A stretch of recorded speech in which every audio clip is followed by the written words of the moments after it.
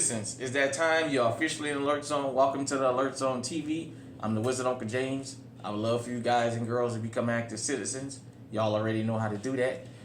With that being said, let's just get right into it. So I wanted to talk about an update out there in Florida, in Jacksonville. The update about the legally armed citizen that was shot in the leg by the officer. Well, apparently this guy has come forward. He's filing a lawsuit against the department, which, you know, kind of everybody knew that. But he tells the story. Apparently this is all on body cam, and the Jacksonville Sheriff's Office is saying it's going to be 6 to 8 months. They won't even let him and his attorney see it in private. The media hasn't seen it. So that tells you everything you need to know. So as the guy explains, the victim, apparently he was accused of running a red light. The officer asked him if he had a firearm on him. He said, yes, I have a concealed carry permit, what have you. And the officer asked him where it's at. He said, it's on my person. And the officer asked him to get out. And he called for backup. You know, when they pull you over, usually they call for backup, you know, just in case they want to do their little police thing. And some of them for safety, the ones who really doing their job. I understand it, because they have hazards and dangers too. He says that some more, I guess another couple officers showed up. He got out, he put his hands on the car, he did everything he was told to do. And as he was being frisked, a female officer walked up, asked him where the gun was, and he said it's on my person. Now, from what I understand, this guy had jogging pants on.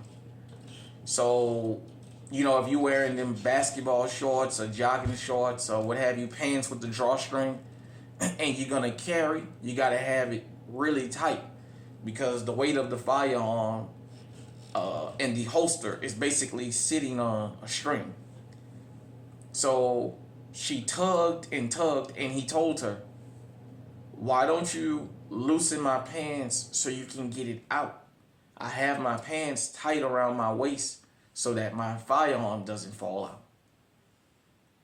He said she stuck her hand back down there, and she pulled once, and then I think the second time she pulled, she shot him in his leg. If it's a lie, he tell it. He told it. I don't think it's a lie, because there's a reason they won't release the body cam footage. He said when he heard a loud bang, the initial officer started screaming and asked what the hell just happened. He said he remained calm and kept his hands on the car. And he said it kicked in that this woman had shot him. Now, listen to the full story. He said, the reason I didn't move, even though I was shot, is because if I would have took my hands off that car, I think she would have shot me a couple more times. Because it would have been, now she would have had the saying of, well, he moved. You guys seen Philando Castillo. Y'all already know what happened. The initial officer, when he got his tourniquet and laid the brother down and what have you, and started doing like life saving, and that he kept apologizing to the victim. And according to the victim, all the officers that was there when this particular thing happened kept saying they were sorry, but that this female didn't show no emotion, and she didn't even flinch that she had shot him. Now, he said he had a Glock. I believe it's a 45 for all my Glock people out there. And they tried to say it initially that the gun went off, but I've been around firearms long enough, and I know enough about Glock to know that I've never heard of a Glock just going off. It was revealed that she actually put her finger on the trigger when she pulled. They gave him his firearm back. They have not given him that holster.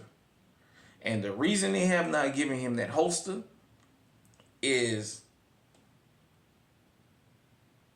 they're going to see how they can spin this, or they're going to use it for training going forward on how to keep up whatever they're doing, because him having a firearm and having a CPL or whatever Florida has down there, even though there's no need because Florida is a constitutional carry, but he still had his concealed carry permit.